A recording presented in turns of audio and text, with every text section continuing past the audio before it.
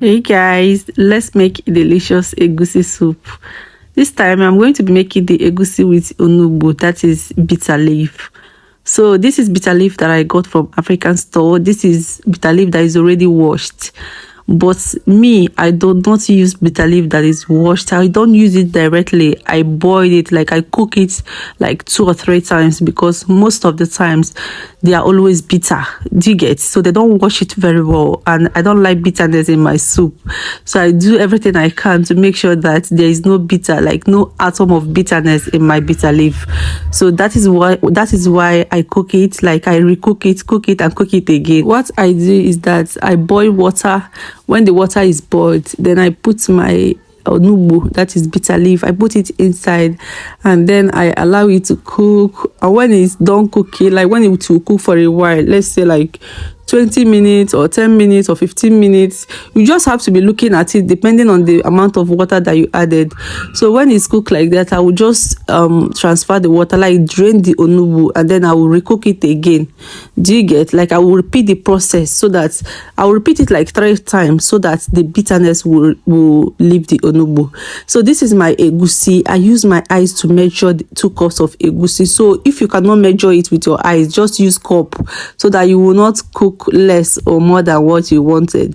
So this is oziza seed. I just finished blending the egusi, so I blended the oziza seed at once, because all of it are going to go inside the egusi. Have you tried cooking your egusi with oziza seed? If you've not tried it, this is me telling you to try it. Like, give it a try, and you will not regret it. I promise you guys.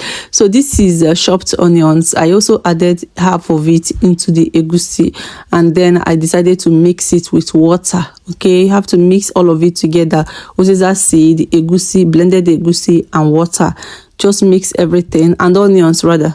Mix everything, and then this is my palm oil.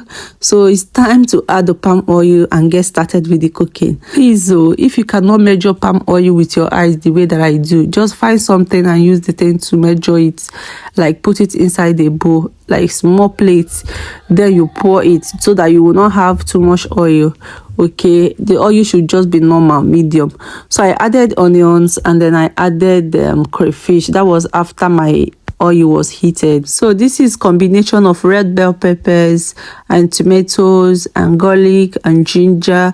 I usually use this. If you've been watching my videos, you will know that I usually prepare this, and you will know how I prepare it. So that is it. It is time for me to add my egusi, and as you can see, did you see that consistency of the egusi that I mixed? That is exactly the consistency that you should be aiming for when you are mixing your egusi and oziza and onions. So it is time to clean the fish. This is fish, dried fish.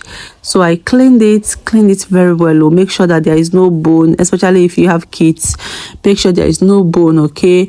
And there is no dirt. Just make sure that it is well cleaned. And this is my onugbu. Remember the process I told you guys earlier?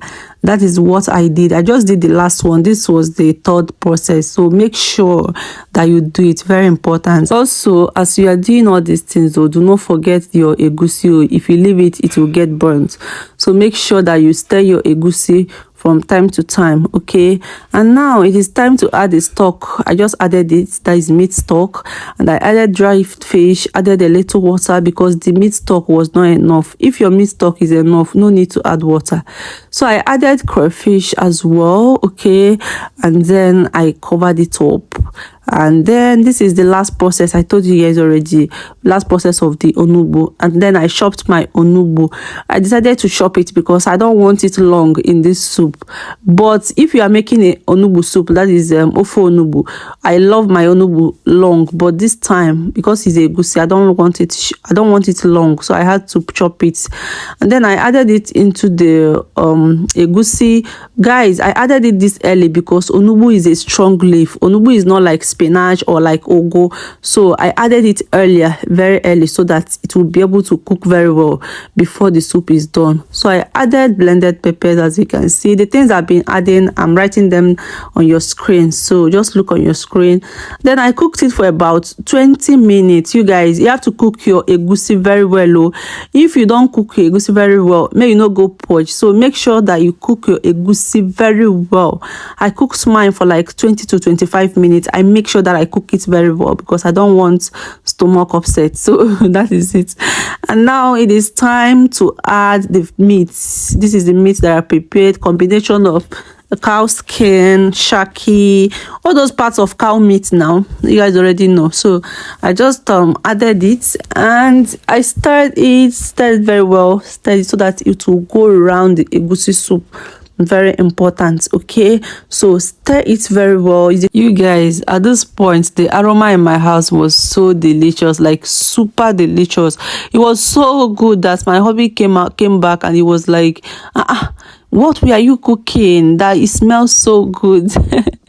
Anyways, I stirred it and then I covered it and allowed to cook for like 5 minutes, and then as you can see, my egusi soup, it is ready. Oh my god, look at that. I reduced the heat because it was too much, so I had to reduce it to the medium.